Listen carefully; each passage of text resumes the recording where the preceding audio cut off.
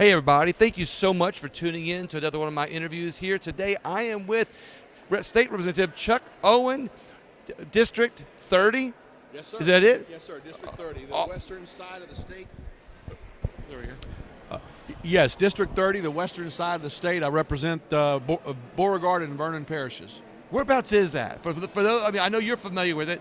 Is it east or west of what? So if you go to Alexandria, most people around Louisiana know where Alexandria is. Right. A lot of folks down here don't know anything north of Bunkie. But you go to Alexandria, and Leesville is an hour west. Okay. And DeRidder is about 20 miles south of there. So we're basically the two population centers along the Sabine River, right in the middle of the state. You're almost bullseye. Almost bullseye. As bullseye. Heather Cloud, who said that her district is bullseye of the state. Do you overlap with her district? Somewhat. Okay. She's not one of my senators, but they're very close. Okay. Well, Representative Owen has some really interesting bills we're going to talk about right now. The first one is HB 39. I love the low numbers. That means that you're very passionate about it, and you wanted to get it in there before the other 1,200 bills that came in, right? Yeah, that was a local bill. The good people at the Beauregard Parish School Board asked me to get the state to authorize them and have an ex officio notary at the school board. Very simple. It's one of those local things that the state has to authorize. So, piece of cake. Got through the House floor. It'll sail through. It's a thing that the school board wanted. Yeah, that one says provides for an ex officio notary public with certain limited authority for the Beauregard Parish School Board. And like you said, that's just to give somebody on hand. I mean, how often does a school board need a notary? Well, apparently pretty frequently. When students go on trips, when they participate in athletics, when they do events outside the campus, or they do fundraisers, a lot of times those documents have to be notarized. So as opposed to forcing the mom and dad to go downtown and find a notary and pay $20, the school board says, we'll just do it at the school board office. So what comes to my mind here is that, where this is to help your district, a school system in your district, this could actually go statewide. I mean, I can see all kinds of schools needing something like that. It can, and I offered one of the other districts in my legislative district the chance to do it, and they weren't interested. Said we don't need it. So that's the beauty of local bills in Louisiana. Yes. That's the bill. The state authorizes some local exceptions. It's that local people's representation Yep. that you offer. Yep. House Bill 146 provides relative to consent with regard to certain medical procedures. That's one of the I would say the bellwether bills that I'm doing this time as a member of the pro-life community. The state of Louisiana has some weird provisions in law where if someone is in a state of disability and they are in the care of a curator or a guardian, the state of Louisiana gives that guardian pretty loose restriction, a pretty loose latitude in terms of being able to say, that lady's pregnant, she needs an abortion, or that lady needs to be sterilized, or that disabled man needs to be sterilized. It's really easy in Louisiana to do it. It's not done often, but it's a draconian provision in law that some lawyers in New Orleans told me about. They said, this is nasty. We need to do away with this. So we did a study in the off-season through the Law Institute. I got some verbiage from them, worked with my good friends at Louisiana Right to Life, and I think we've got a good bill that's going to tighten this up and make that really, really difficult to do because it's really easy to do now. Well, from what I understand with it, this gives rights back to an individual, and even if that individual is say in the care of somebody else, it kind of makes it a little bit harder for somebody just to willy-nilly say this person needs something. Yeah. And it goes back to something people don't realize that way back. When somebody was ill, they just stuck them in an institution, and that institution could do anything. So this would prevent something like that. Right. Very good analogy. So this bill actually directs courts to provide an advocate for that person who's disabled and is under the care of the curator. It used to be the curator just comes in and tells the judge, I need to do this, and they go. So no, that person's given a lawyer now. All right. House Bill 185 provides relative to expressive activities at public post-secondary education institutions. So I believe in free speech. Me too. We all do. That's why we're standing here. The Constitution of the United States, as written and amended, if we don't abide by that, we don't have a country. So I think colleges need to make sure they're doing this. And I was alerted in the off-season that several of our colleges in Louisiana do not really proffer and ensure freedom of speech and freedom of expression activities on campus. They don't? They're not good. Some of them are not good at it. Okay. For example, we have one university in Louisiana that out of 156 that are ranked, is ranked 152nd in terms of ensuring free speech. That should not be going on anywhere. They should all be tied for first. So this bill tightens up some laws that we already have that was passed. They were passed a couple of years ago by Senator Ward. It tightens that up. It makes sure that students are afforded the right to speak and to assemble and to do those things that we think are sacrosanct. But sometimes universities get under the control of people with ideologies, and I don't want that to be right or left. Right. University needs to be a place where people grow and learn and discuss, and this is what that does. You know, you make a great point, because right now across our country, there's a lot of administrators that get in these colleges that that think a different way from everybody else. They do. You know, and whether they're right or left, this bill stops anybody from the left or anybody from the far right of saying that a student cannot peacefully protest or speak their mind on campus. Is that what I'm hearing? That's right. And also, Mr. Wallace, we have, I was approached, and I have run into several students who are actually still in college, some that are out, that told me their grades are being affected right now by challenging their instructors. They said, I'm afraid to speak up because my teacher berates me and lowers my grades. So I'm going to have some of those students come to committee when I bring this up, and we're going to talk about this.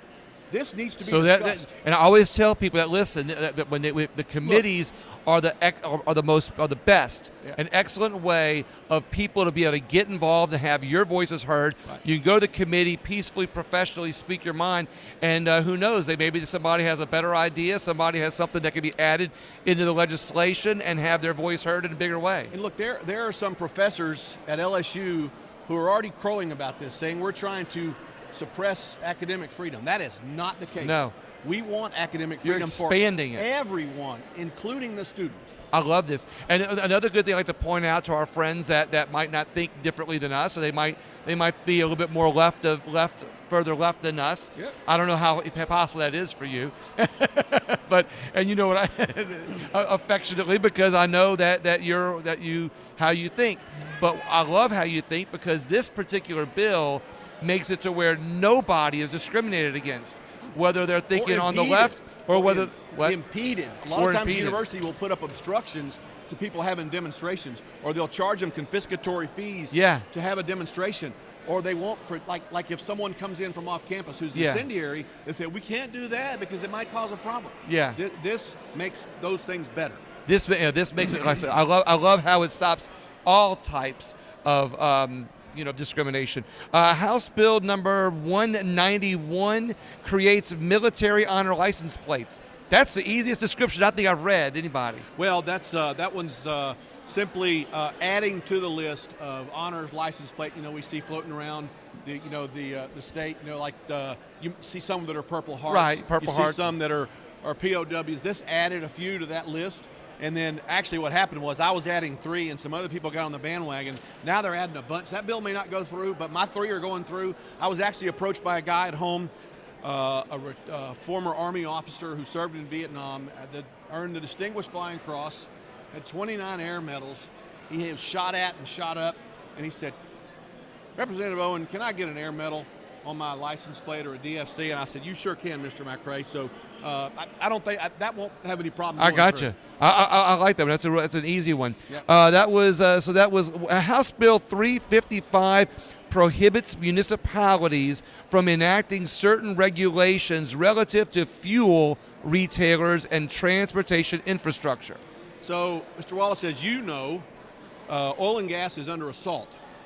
Now, some people call it by the left. Okay. I like to call them the tree green huggers. The what? I call them the green menace. So let's go ahead and coin that phrase. I'm going to get that copyrighted. Okay. The environmental movement is the green menace to me, because I want things to be clean. We all want things to be clean, but the technology is not there all the way yet. So what I'm trying to do, I've got several pieces of legislation that I'm working with this and other guys on to shore up protections for the oil and gas industry, but also for the people of Louisiana. What if a parish, let's just say St. Landry Parish, which they won't because they're not full of crazies, but what if a parish says, we're going to go green. We're not having any more gas stations here. No more gas stations. That's what this is. This basically forbids municipalities from saying you can't deny gas station permits. Because imagine trying to get out of South Louisiana in a hurricane, all of a sudden everyone's stuck in St. Landry Parish. Or Right. they're stuck in Grant Parish. And there's not enough charging stations for their Teslas. The bill also says gas stations may not be forced to have charging stations. If they want to, fine. Right. But the state is not going to get in the middle of that gas station and say, you got to put a charger there too. Well, you going to pay for that? And where's that electricity coming That's from? an interesting one, right? So there's a lot of layers here, but the main thing is to protect our citizens until this green stuff gets sorted out. Right.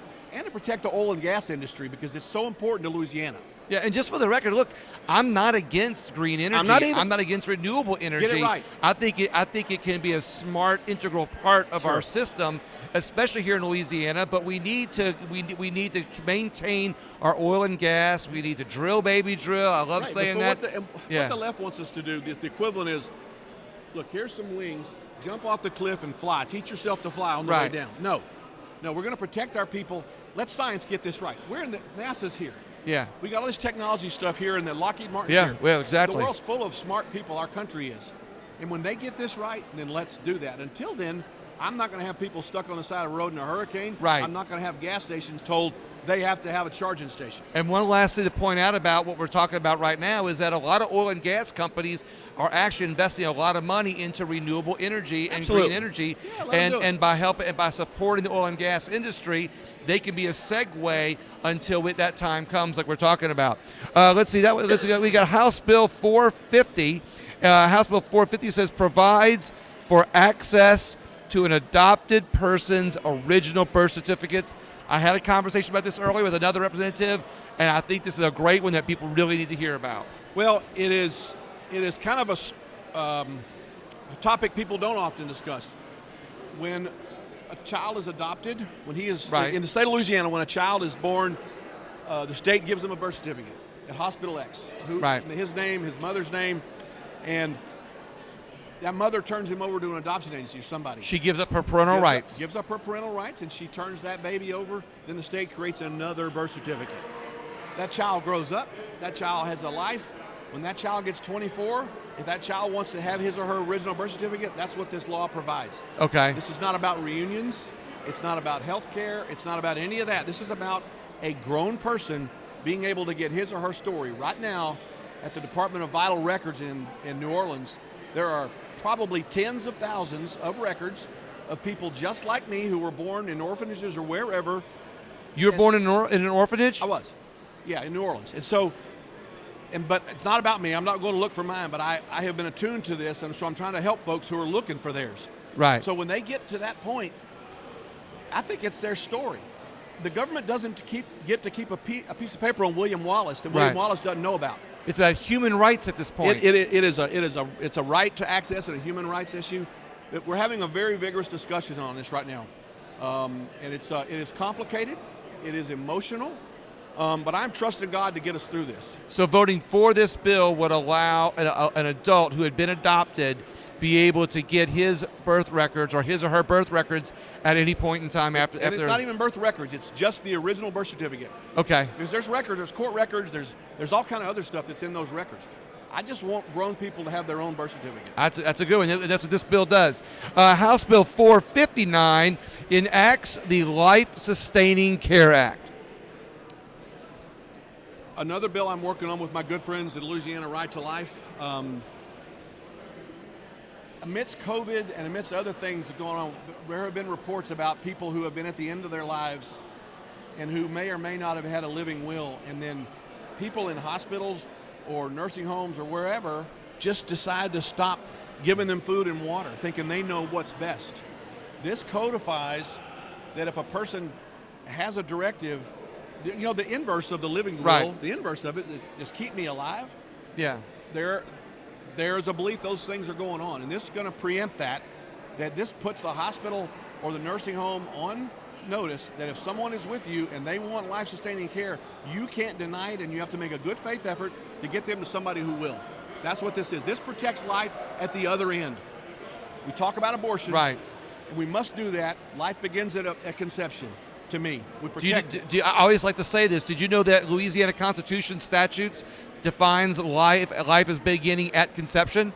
Praise God. Our Louisiana Constitution says that. That's why I live here. I love a lot of what Right. we do, and that's one Yeah. of them. But at the other end of your life, when you're old and you are hanging in and you don't want to die, and there may be a chance, I don't want hospitals or administrators getting in the way and doing something about it. So, Representative, do you want to define what old is? They try to define what life is. Do you want to define what old is? No, I'm joking. In poor health. How about that? Yeah. I like that. So this basically, if there's not a living will, protects the individual if there's not a living will. Yes. Yeah. Okay, gotcha. All right, that was House Bill 459. House Bill 555 provides relative to occupational licenses or no impact. I know where this one's coming from. Well, this is my signature moment of the session from an economic standpoint. I'm doing a lot of things, but this could be impactful for our state. I've been working really close with the guys at the Pelican Institute on this. Yep. Louisiana needs to be open for business. If you are a skilled craftsman, if you are a skilled licensed professional, and your license is good in another state, I want Louisiana to be completely open for business. You can come here. We're gonna put you to work. We're not going to put you through hoops. We're not going to have barriers to business or barriers to growth in Louisiana. We are losing people. Our population here is the slowest growth in the country. If we keep down this path, we're going to lose another congressman. So this basically says, if you're a plumber, if you're a doctor, if you're a vet, if you're an electrician, and your license is in good shape somewhere else, come to Louisiana. I like this because this is a small example. You know, somebody that has to get licensed to wash hair, or somebody that has to get licensed to braid hair. This bill protects them. You know, let's say, especially if they're licensed in another state, or they're living in another state that doesn't require a license. What you're saying is you're going to equal Louisiana's licensure requirements up to par with other states and how they're doing it, so people who want to move here don't have to jump through hoops to be able to transfer their occupation here. Right. And broadly speaking, yes. Here's an example. Interior designers. They work with architects. They go through intricate academic training. Louisiana is one of only 2 states in the Republic that requires an interior designer to be licensed. What if you worked 20 years in Houston as an interior designer? You got to come through. You want to move to Baton Rouge, or Ville Platte. You have to go through all a testing thing. You got to go through a credentialing thing. No, if you work there, like for this is 3. If you worked in a profession 3 years, and you're in good standing, you can come here. I like this. Yeah. This basically opens up more industry businesses, and gives people options if they want to move here. They're not impeded by going, well, I can't transfer my business here. Now you're going to make it able to them be able to do that. House Bill 579 provides for the reporting of conveyances of immovable property to foreign individuals or entities. I don't know how far I'm going to move that one, but here, broadly speaking, here's what that is. We got to find a way in Louisiana to know if we have foreign ownership of our dirt in Louisiana. Love it. We need to know how many acres that the People's Republic of China owns in Louisiana. I love this. Now, they can't take it back. They can't pick it up and take it to Beijing with them. But I want the state of Louisiana to be able to know how many of our... Now, that's already in effect for agriculture in a lot of ways. But I want this down to the acre in Louisiana, about how many acres are owned in our state by foreign personnel or entities. I love this because this is something I've been talking about a lot lately. This is going on not just in Louisiana, but all across our country. Foreign countries are buying up our land, and not just little houses here and there, not just buildings, but they're buying up thousands and thousands and thousands, if not millions of acres of land. And oftentimes they're growing they're growing things on it that they're shipping back to their own country. So not only are they buying our land, they're buying up our resources and shipping it overseas in ways that our own citizens aren't being fed with that food. Their citizens are. So I like this. This has a little accountability. House Bill 718 provides relative to hunting and fishing licenses for non-resident veterans, retired military personnel, and Purple Heart. Well, what that is if you entered the Army or the Air Force or the Navy and you're Louisiana, you're 18, you enlist, and then you get out. When you get out, whether it's 4 years or 24 or 30 or whatever, they give you a form called a DD-214. Department of Defense. It's a separation document. So if we have annotation that you went into the service from Louisiana or you got out in Louisiana, we're just going to let you hunt as a resident. If you decide to stay in Washington, D.C. or Washington State, come home and hunt. It's okay. You're still going to pay. You're just not going to pay a crazy out-of-state rate. Right. Just come home, see mom, and hunt. So your license, you still have to get a license, but it's the same price as a resident instead of out of state. That's right. Another good one. We got House Bill 12. Oh wait. So let's talk about this. House Bill 723 provides relative to the use of natural gas in new residential structures. Well, this is going to be interesting. Well, that one's probably going to go away because this was done a couple of years ago. I found it after I filed it. Basically, what I was trying to do was provide some layer of protection for the natural gas industry and for homeowners who want gas in their houses. I want to same with the gas station thing. Mm-hmm. I was trying to prevent municipalities from saying you can't have a subdivision that excludes natural gas. If the owner of the subdivision, the man or woman who puts his money at stake and builds those houses, if he wants to run natural gas in there, then he ought to be able to do that. This was actually done 2 years ago, so that bill's going to go away, but we've got that protection already because I'm really worried about protecting oil and gas in Louisiana. And again, I'm all about oil and gas. I'm all about and protecting it. So we have two interesting House resolutions that are different from legislation that you're very proud of, and I like that. House Resolution CR 12 requests that Congress, in D.C., I'm assuming, right? Yes. That Congress reduce or eliminate funding for the U.S. Department of Homeland Security to protect the civil liberties of the citizens of Louisiana. Right. So not eliminating all their funding, but they need some of their funding eliminated or reduced for a reason. On the 7th of February, William, our own Department of Homeland Security issued a terror bulletin indicating that people who offer up theories that they consider conspiracy theories or people who foment distrust in the government, basically questioning government action, should be part of the terror matrix that the government watches. So if you or This went under the radar because I didn't even hear about this. Well, of course you didn't. If you or I start talking about JFK's assassination or the 2020 election, and the government thinks that that's a conspiracy theory and they think that that's fomenting distrust in the government, then they are asking for license to watch you or me as a terrorist. It is not now, nor has it ever been the job of the government to tell you or I what to offer up as theories. It's okay to believe crazy things. It's okay to even talk to your friends about crazy things. This is exactly what Putin did in Russia right after the war broke out. He started talking about people that were offering up conspiracy theories and saying bad things, and he started locking them up. This is interesting. Putin did this a month after Biden. I didn't even know about this. Locked up, but this is the marker on the ground that the crazy people on the left continue to throw out. They say conspiracy theories. Y'all can't talk about that. That foments distrust in the government. Well, you know what? You really should distrust the government. Exactly. You should distrust everything. You should question everything. And this is asking Congress to cut their funding until they get in line. So cut their funding to who? The Department of Homeland Security that does this work. So how can Louisiana do a resolution that's legal in Louisiana but stop the federal government from doing this? You can't. This is just us asking. That's what a resolution does. Okay. This is the House of Representatives asking Congress to do this. Making a statement. It's a statement. A statement coming from Louisiana that we don't like this. It's a great big Facebook post. And if all of the states did this, then we might have a say to do that. And I don't think this will make any movement at all, but it needs to be said, it needs to be spoken of from the well of the House. Well, not only that, but I often say this too, that oftentimes legislation that doesn't get through, if it doesn't, it may not get through, but at least it creates a conversation and awareness of what's happening. So I just made you aware of it. Exactly. So if you don't, you just made me aware of it. We made a bunch of other people aware of it. So this is something that basically says, hey, this is what's going on, makes people aware of it. I like that, and I also like to point out that there's a difference. They think of they say distrust is a bad thing. Well, distrust is not a bad thing. It's the actions that are good or bad. So while this just says, hey, look, you should be able to distrust your government because it makes you question things.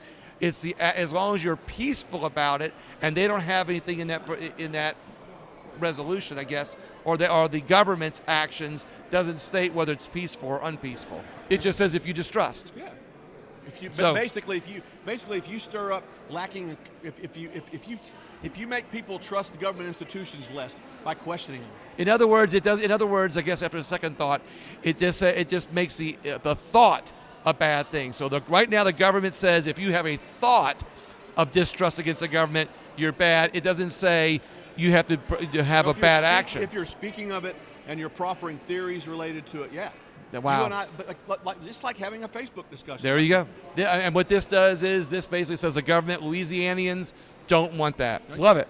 House Resolution 13 encourages Congress and the President to take proactive measures to protect the citizens of this state and this nation from the Chinese Communist Party. Yeah. Another one of those statements. Let's Another one of hear those about statements.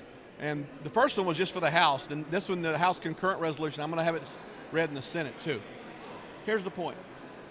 1965, the Louisiana House actually passed a law that identified the Soviet Union as the greatest threat to the United States. It went through all these terrible things that the Soviet Union had done and was doing and was trying to alert the public that we don't like the Soviet Union and we're worried about them and we expect the federal government to do something about it. Okay.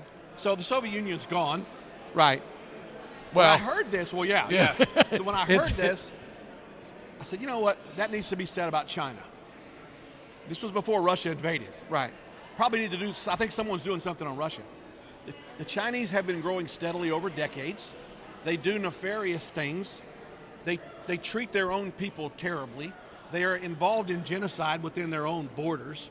They are hurting us economically, politically, socially, and otherwise. And this is simply calling on the government to pass laws to protect the people of the United States economically and security-wise from the subversive acts of the Chinese Communist Party, which is a part of a long-term world Marxist movement that they're part of.